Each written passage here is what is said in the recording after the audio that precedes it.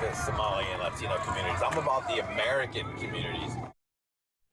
What you just heard are comments made by a Eugene police officer that were captured on his body camera in January. That officer is now resigned after video circulated online showing him using offensive and racist language.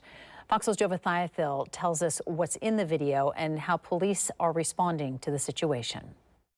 The video shared on social media is a compilation of clips from the body camera of now former Eugene police officer Martin Siller. Yesterday, the Eugene Police Department released the full 23-minute body camera footage from the incident on January 30th. Siller had been responding to protests outside of the old federal building in Eugene. In the footage, he's heard talking to one officer on the phone and others outside the patrol car. In the conversation, he called protesters at the event unemployed, talked about other officers who'd been accused of domestic violence, and shared racist and offensive stereotypes about black people. And police also released another 15-minute video of body camera footage from that same officer taken on the same day, where Siller makes denigrating remarks about the Somali and Latino communities. Siller resigned yesterday, but in a press conference, Eugene's chief of police says he understands that the community expects more.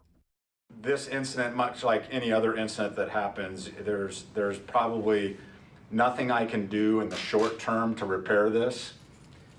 We understand the fragility of trust with our community and understand that trust is earned. Chief Chris Skinner says the video first came to light after the department gave the Justice Department the body cam footage in connection with an arrest made at the event. The chief also says the police department is reviewing department policies, training, supervision, and culture to ensure the kind of conduct heard in this video is never tolerated.